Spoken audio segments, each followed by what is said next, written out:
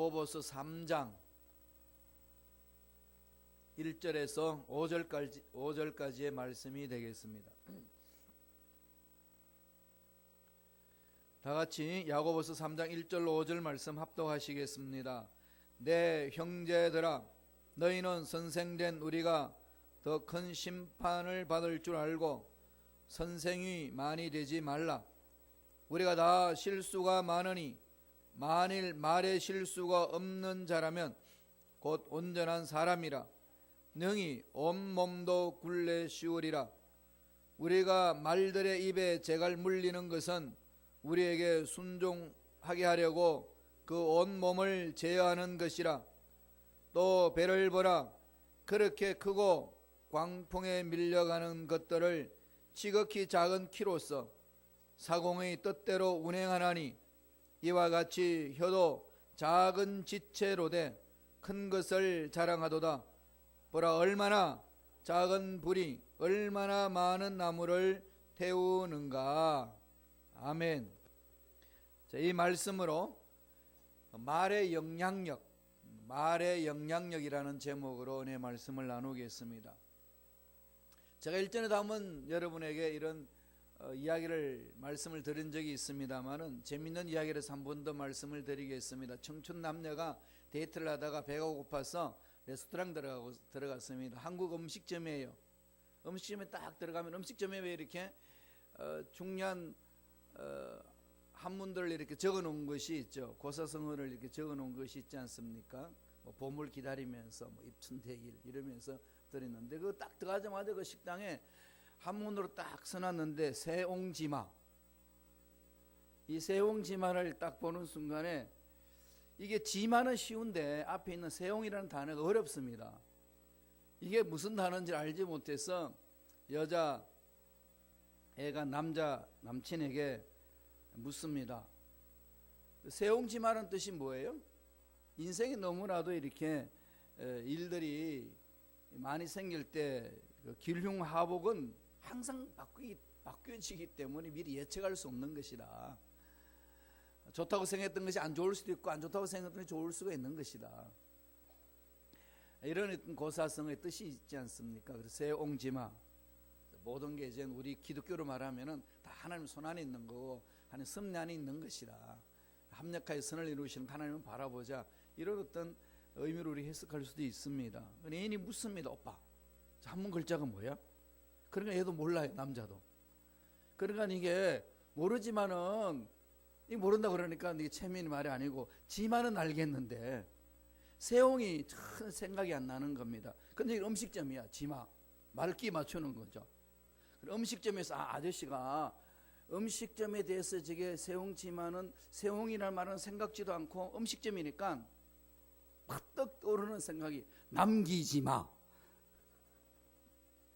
세옹지마가 남기지마로 이렇게 둔갑이 되었습니다.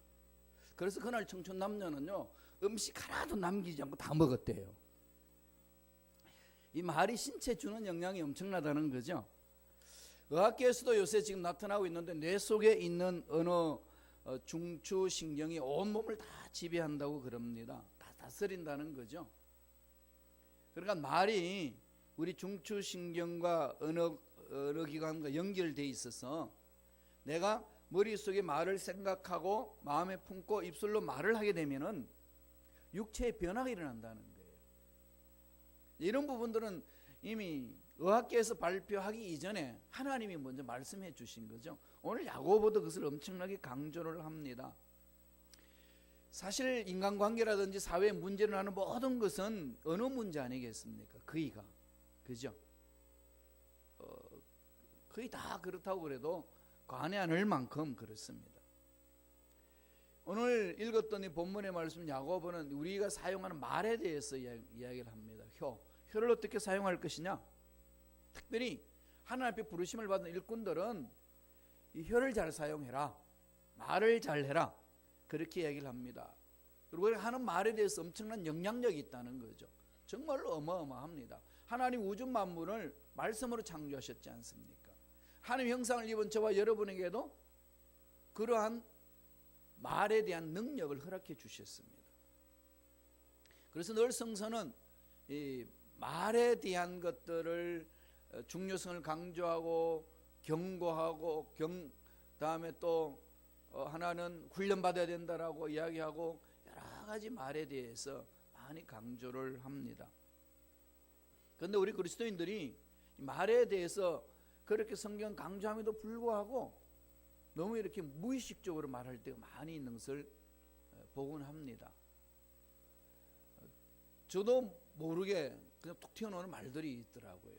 이건 정말 훈련을 좀 해야 되겠구나, 이런 생각을 많이 갖습니다.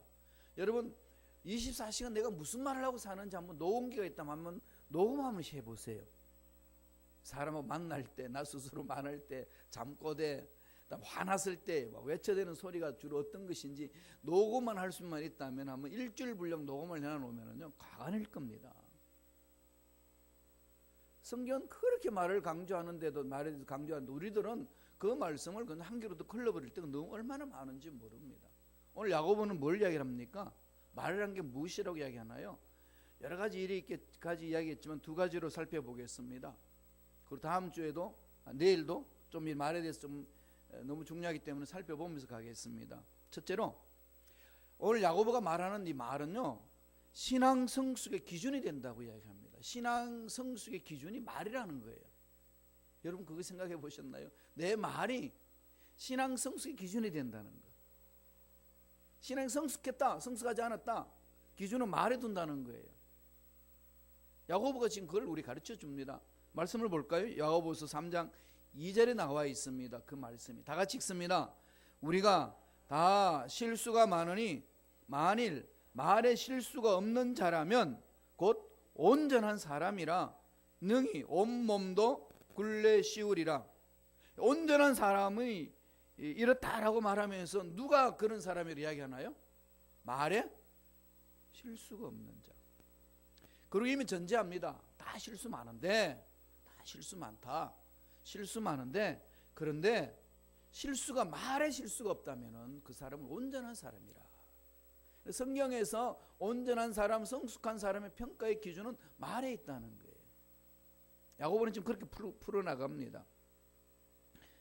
영적으로 성숙해 나가는 모습은 말을 통해서 드러난다는 거죠. 왜 그럴까요? 성경은 늘 그렇게 강조하죠. 말은 마음이라고 표현합니다. 말은 그냥 입에서 나오는 것이 아니라 그냥 혀 놀림으로 끝나는 게 아니라 마음에 품고 있는 것이 혀를 통해서 나오는 것이라고 주님도 우리에게 말씀을 합니다. 고대 철학자 피타고라스도요, 언어는, 말은 정신의 호흡이다 그럽니다. 그 사람의 정신이 말로 나온다는 거죠. 야고보서 1장 26절 우리가 안 보고 지나쳤습니다만 야고보서 1장 26절 한번 읽어보셔요. 다 같이 읽습니다. 누구든지 스스로 경건하다 생각하며 자기 혀를 제갈 먹이지 아니하고 자기 마음을 속이면 이 사람은 경건은 헛것이라. 경건하다 해도 혀에 제갈을 먹이지 않는 사람은 헛것이라는 겁니다.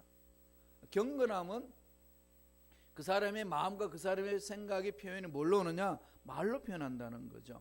말을 들어보면은 경건의 모습을 볼 수 있고, 수준을 볼 수 있고, 품위를 알 수 있고, 영적 성숙을 알 수 있다는 겁니다. 주님이 바리새인들을 만났을 때, 지상에 주님이 계시면서 바리새인들을 만났을 때에 바리새인들에 대해서 평가를 이렇게 했습니다. 그 당시 바리새인들은요, 오늘날 현대 그리스도인들을 비춰본다면요, 거의 완벽할 정도로 신앙생활하는 사람들이에요. 겉으로 보기에는 그랬습니다. 여러분, 바리새인 함부로 욕할 수 없습니다. 우리 바리새인 못 따라가요. 성경 꼬박꼬박 읽지요. 11조 헌금 정확하게 내지요. 그냥 두루뭉실 11점금 내는 것이 아니라 정확하게 11점금을 낸 사람입니다. 조미료까지도 계산해서 낸 사람이에요. 얼마나 철저했으면 그렇게 했겠습니까? 그리고 3번씩 기도하고 금식 이런 꼭 지켜서 금식하고, 이런 분이 오늘 우리 현대교회에서 신앙생활 한다면은 얼마나 사람들이 많이 환영을 하겠습니까? 그렇지 않겠어요? 제가 바리새인을 한번 묵상해 봤습니다. 그리고 삶을 한번 살펴봤어요. 못 따라가겠더라고요. 퍼펙트할 정도로 눈으로 보기에는 그렇게 신앙생활을 한 종교인이었습니다. 근데 그를 향하여 마태복음 12장 34절에 보면은요, 그들을 향해 주님 이렇게 평가합니다. 독사의 자식들아. 독사의 자식이 누군지 알죠? 이 사탄의 자식들아. 한국말로 말하면은 이 개 이름 부르면서 하는 거 아니에요. 무슨 새끼야 이렇게 얘기하는 거거든요. 독사의 자식들아, 너희는 악하다고 그랬습니다. 어떻게 선한 말을 할 수 있느냐? 이는 마음에 가득한 것을 입으로 말함이라. 마음에 있는 것이 나온다는 거죠. 주님이 바리새인들, 그 당시 신앙생활 잘한다고 자기 나름대로 자부했던 그들을 향하여 주님이 평가는 이렇게 강했습니다. 엄했습니다. 어마어마한 거죠. 왜 그럴까요? 겉은 번들한데 속은 아니라는 겁니다. 그래서 그 말 한마디 한마디에 주님은 다 기울이시고 그 말이 어디서 나오는지를 정확히 파악을 합니다. 비아냥거리고 아버지의 계획을 알지 못하고 하나님의 사랑을 알지 못하고 자기가 최고라고 주장하고 있는 그 바리새인을 바라보며 단히 질타를 하신 말씀입니다. 그럼 마음에서 입으로 나온다는 거죠. 그럼 그 사람의 됨됨이는 말에 있다는 겁니다. 실수를 했던, 무의식적으로 내뱉었던 그건 그 사람이라는 거예요. 그건 잠언서에서도 그 이야기를 합니다. 잠언서 23장 7절 다 같이 천천히 읽겠습니다. 한 목소리 읽어봅니다.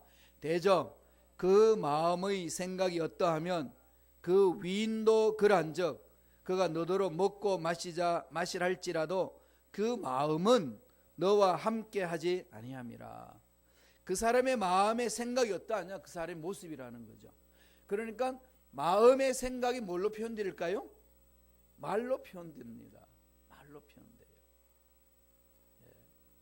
우리가 대부분 실수하는 것이 이제 입술로 실수하는 것들이 정말 많은데, 입술로 실수하는 그것은 그냥 이 혀에서 입속에서 움직이는 그 혀의 작용으로 나오는 게 말이 아니라 내 마음속의 생각이 혀를 통해서 나타나는 것이라고 성서도 이야기하고 그 의학자들도 이야기하고 있습니다. 주님도 그것을 경고하고 있습니다. 그러니까 신앙의 성숙도는 어디에 있다는 거죠? 말이 있다는 거예요. 생각해 보셨나요? 그래서 예수님이 십자가에 못 박혀 돌아가시고 부활 성천하시고 나서 마가다락방에 제자들이 두려워서 각 기도하고 있었습니다. 그랬을 때 성령이 각 임재했어요. 성령 임재했을 때 제일 먼저 성령 충만함 받고 난 현상이 뭘까요? 사도행전 2장 보면 알 수 있죠. 뭐였나요? 성령이 말하게 하심을 따라 새 방언을 말했습니다. 다른 언어를 말했습니다. 세상에 타락하고 남을 죽이고 남을 모함하고 남을 비방했던, 그렇게 말하던 사람이 성령에 사로잡히니까 혀가 새롭게 변화된다는 거예요.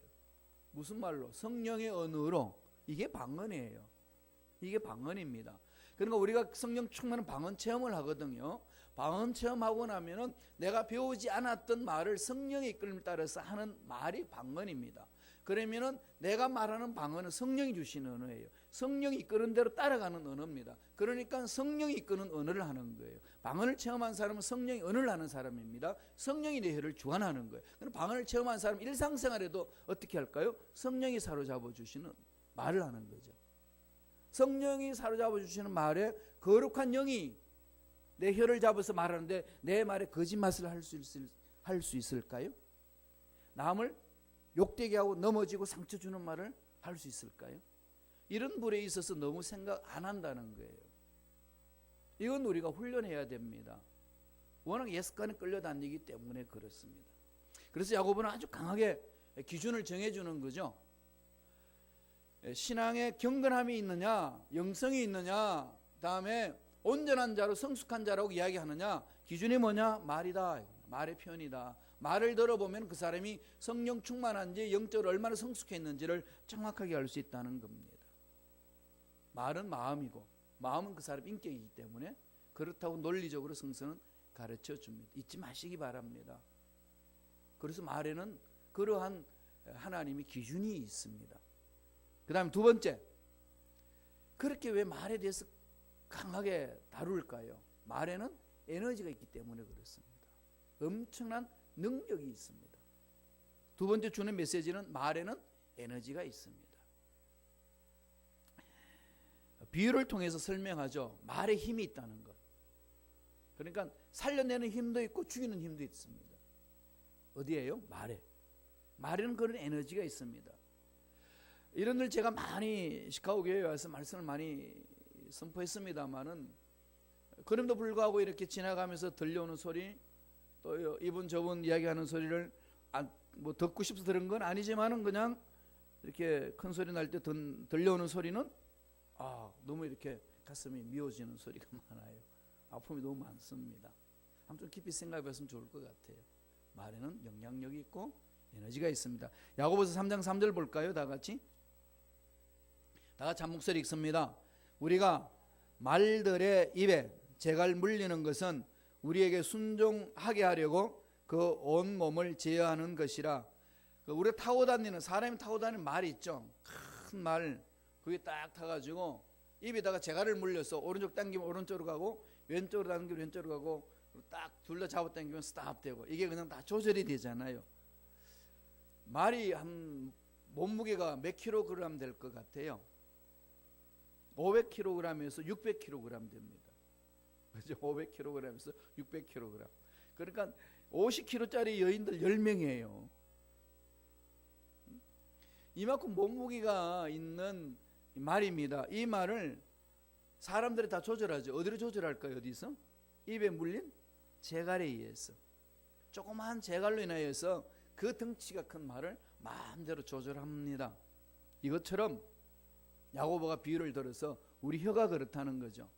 이 혀, 정말 새치밖에 안 되는 이 혀, 정말 입에 이걸요 한번 보세요. 거울 앞에 가가지고 끄집어내 보세요. 얼마나 흉측스럽습니까? 볼품도 없고. 그런데 이게 사람을 죽이기도 하고 살리기도 한다는 겁니다. 어마어마하다는 거죠. 우리 인생 전체를 다 주관한다는 거예요. 뭐가? 이 혀가. 이 영향력은 어마어마하지 않습니까? 늘 제가 말씀드렸듯이 몸에 상처가 난 것은 병원에 가가지고 이 치유하고 꼬매고 이러면 일주일이면은 뭐 아무리 늦어도 한 달이면 다 깨끗하게 치료되잖아요. 흔적은 있어도 만져도 아프지도 않는. 그런데 말에 의해서 마음의 상처를 받으면 평생 가지 않습니다. 그 말만 생각나면은 그 말을 나에게 던졌던 그 사람이 나의 마음에 비수가 돼서 찌르고 답답하고 잠 못 이루게 되고 식사도 걸르게 되고 신경쇠약도 오게 하고 여러 가지로 오는 부분들 얼마나 많습니까?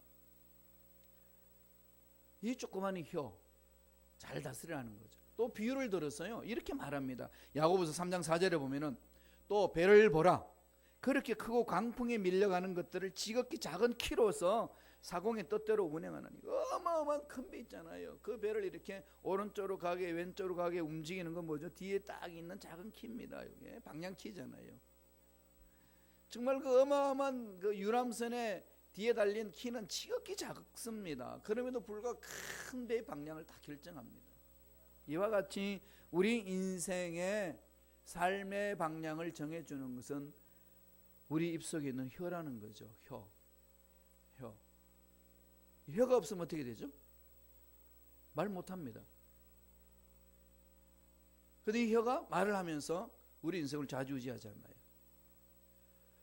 야고보는 하나 더 비유를 통해 설명합니다. 야고보서 3장 5절에 보면은 이와 같이 혀도 작은 지체로 돼 큰 것을 자랑하노도다. 보라 어떻게 작은 불이 어떻게 많은 나무를 태우는가. 지극히 작은 불씨가 온 집체를 다 태워버리잖아요. 어마어마한 화재의 현상도 지극히 작은 불씨 하나로 일어나는 거거든요. 이걸 이젠 작은 불씨로 불길을 만든다 이렇게 하면서 우리 작은 이 혀가 우리 몸을 지배할 뿐만 아니라 인생 전체를 지배한다. 사업도 직장도 자녀 교육도 내 인생 앞날도 혀에 달려있다고 성서는 가르쳐 줍니다. 말의 재갈 작습니다. 배의 키 작습니다. 작은 불씨 지극히 작습니다. 그러나 큰 것을 일으키는 것은 작은 것에 붙어서 나온다는 거죠. 우리 몸의 작은 지체인 혀가 그 혀에서 내왔던 말이 내 인생을 지배한다는 것. 이건 아무리 생각해도 중요하지 않겠습니까? 언어는 그만큼 힘이 있습니다. 말에는 창조력이 있고 말에는 파괴력이 있습니다. 에너지가 있는 거죠. 히브리서 기자도 그렇게 설명했잖아요. 잘 아시는 말씀, 히브리서 4장 12절의 말씀 보면 뭐라고 되어 있죠? 하나님의 말씀은 살아있고 활력이 있다. 활력이 있다. 에너지가 있다. 에너지 있거든요. 활력이 있다는 거, 에너지 있어. 그게 에너지가 있습니다. 말씀을 내 마음판에 새기면 말씀에 에너지가 있기 때문에 내가 나도 모르게 막 초인적인 힘이 일어날 때 있잖아요. 힘이 있습니다. 금식할 때 보면은요, 정말 절대 배고픔 올 때 있어요. 절대 배고픔. 그거 아시나요? 야, 배고픔이라는 것이 이런 거구나. 이게 느껴질 때 있는데요. 이것에서 이겨낼 수 있는 힘은요, 딴 거 없습니다. 용사로도 못 이겨요. 뭘까요? 아버지 말씀이에요. 그 말씀이 내 가슴을 파고들면은요, 마음에 있는 고통도 육체 고통도 순식간에 사라집니다. 그 파워가 어마어마하거든요. 그렇기 때문에 우리에게 언어를 주신 하나님은 우리 말을 통해서 하나님이 일을 하시기를 원하십니다. 그러니까 하나님은 우리 말을 통해서 일하기를 원하시는데 사탄은 그걸 알기 때문에 우리 말을 다 깨버리는 거죠. 하나님 쓰임받지 못하는 말로 깨버립니다. 그래서 부정적이고 파괴적이고 모함적이고 지극히 편협적인 말을 하는 겁니다. 자기 사고에 딱 잡혀가지고 벗어나지 못하는 그 말을 함으로써 엄청나게 파괴력이 있는 어리석은 일을 할 수 있다는 거죠. 그래서 저도 늘 각성합니다. 정말로 생각을 굳어버려서는 안 되겠구나. 그래서 모든 정보는 이것저것 찾아다니면서 도서관, 인터넷 도서관 찾아다니면서 책을 검색하고, 요새 또 새롭게 의학자들은 어떻게 기술을 개발했는지, 의술을 개발했는지, 또 언어학자들은 어떻게 말하고 있는지, 철학자들은 어떻게 이걸 분석하고 있는지 샅샅이 뒤집니다. 왜? 제 생각을 이렇게 고정시키지 않으려고. 살다가 보면요, 사람은 삶에 지치고 피곤하거든요. 그러니까 자꾸 생각을 굳어버려요. 연세가 드시면 들수록 생각이 자꾸 굳어집니다. 그런데 아이러니하게도 하나님은 날마다 새로우신 분이에요.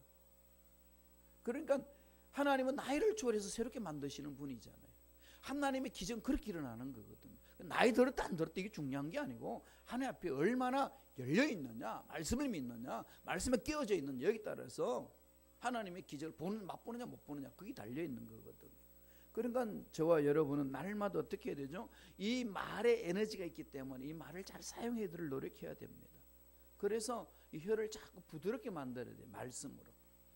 이사야서 50장 4절에 보면은요, 이사야 선지자가 이 긍정적인 말로 쓰러지는 사람을 세워주는 일꾼이 되게 해달라고 하나님께 기도합니다. 보세요. 주 야훼께서 학자의 혀를 내게 주사 나로 곰핍한 자를 말로 어떻게 도와줄 줄을 알게 하시고 아침마다 깨우치시되 나의 귀를 깨우치사 학자같이 알아듣게 하소서. 두 가지를 이야기를 합니다. 학자같이 알아들을 수 있는 귀를 주시고 학자같이 말을 하나님 뜻대로 잘할 수 있는 혀를 붙들어 달라고. 그래서 쓰러져 있고 넘어져 있고 연약한 자들에게 용기를 줄 수 있는 말을 달라고. 그 기도하잖아요. 저도 날마다 이 말씀을 붙들고 기도합니다. 이사야 50장 40절은 참 제 마음에 이렇게 지표가 돼요. 곰핍하다는 말이 뭔데요? 야아츠, 지쳤다, 피곤하다, 곤비하다, 졸도한 상태다, 이런 상황이거든요. 이런 사람들에게 용기를 주는 말은요, 나의 판단으로 말하는 것이 아니라 하나님의 말씀으로 내가 감동받고 던져주는 거죠. 내가 하나님의 은혜에 감동을 받으면은 그러는 거예요. 사람마다 다 자기 자신이 마음에 들까요? 안 들죠. 나도 내 마음에 안 드는데 어떻게 남이 내 마음에 들겠습니까? 내 마음에 드는 사람 한 명도 없습니다. 그러니까 나도 마음에 안 들고 너도 내 마음에 안 드니까 내 입에서 나오는 말은 마음에 안 드는 말만 하죠. 이게 우리들 연약한 모습 아니겠습니까?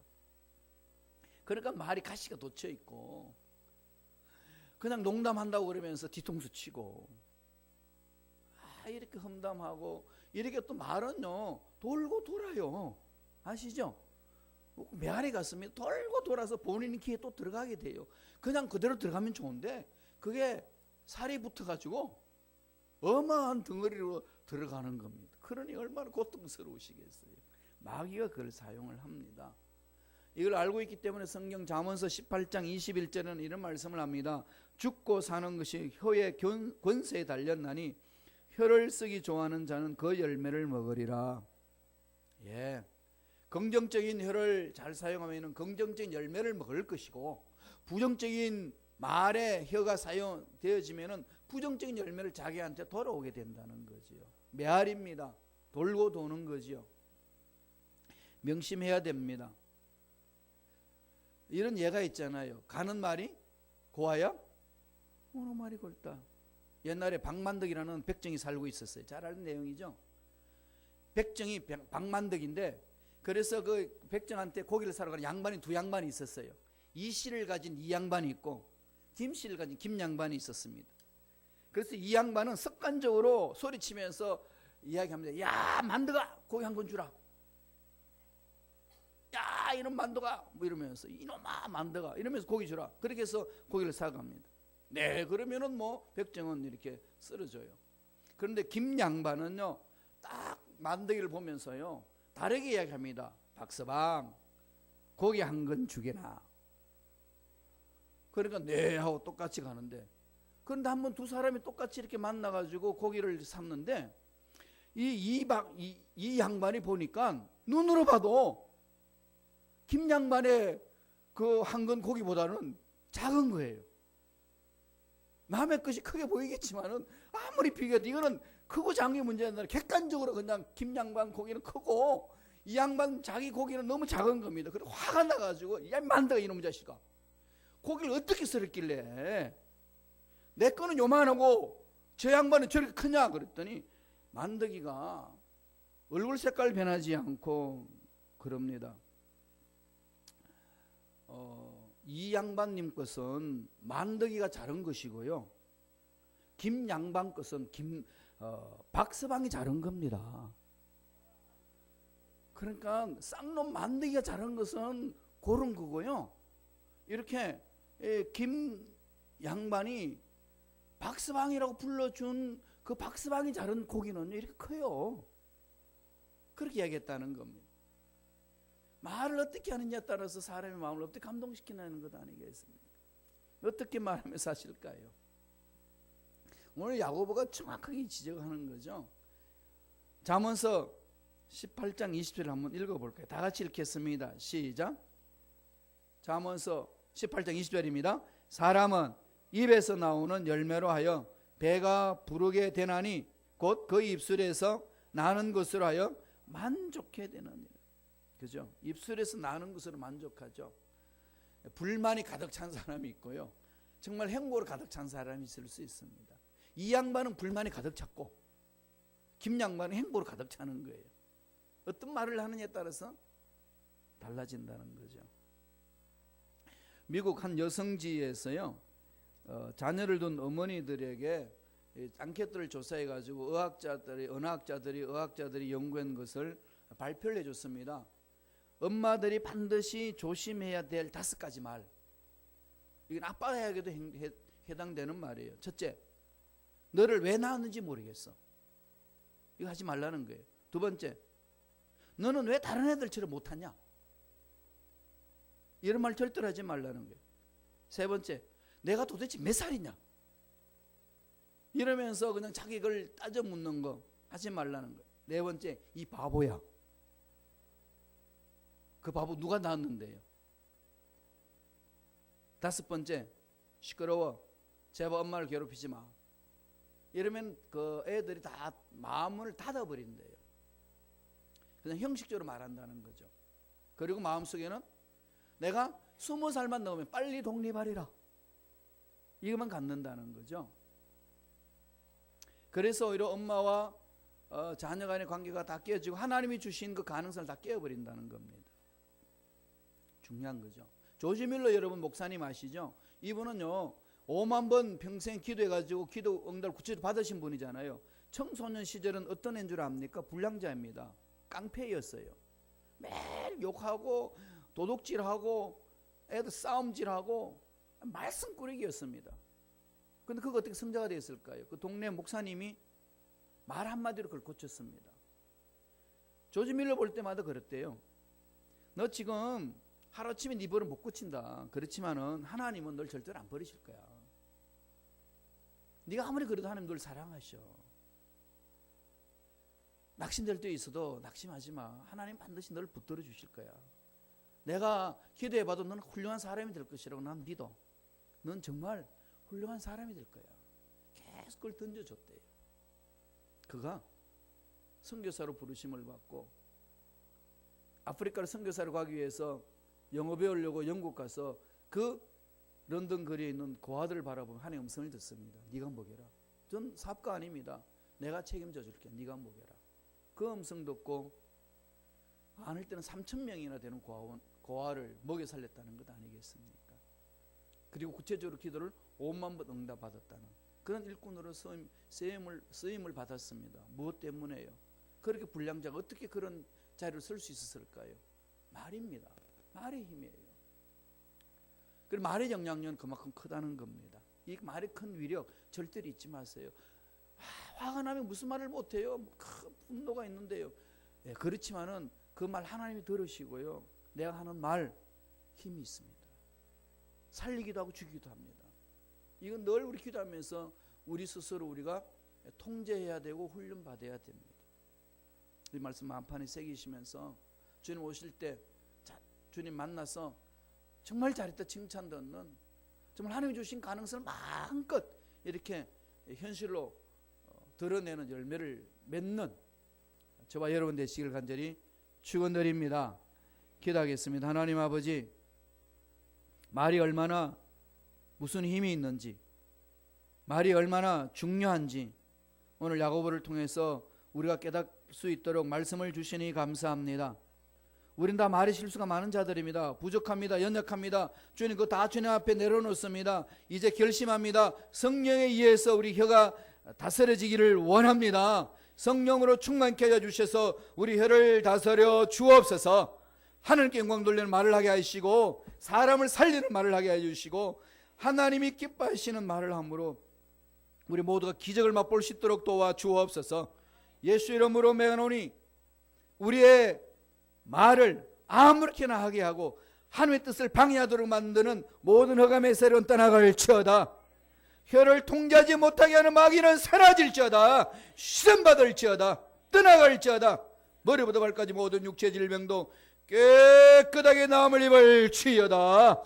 은혜 주시니 감사합니다. 주신 말씀 마음판에 새기고 은혜에 감사의 귀한 예물 드립니다. 드린 손길 기억해 주시고 예배하신 놀란 복으로 충만하게 채워 주옵소서.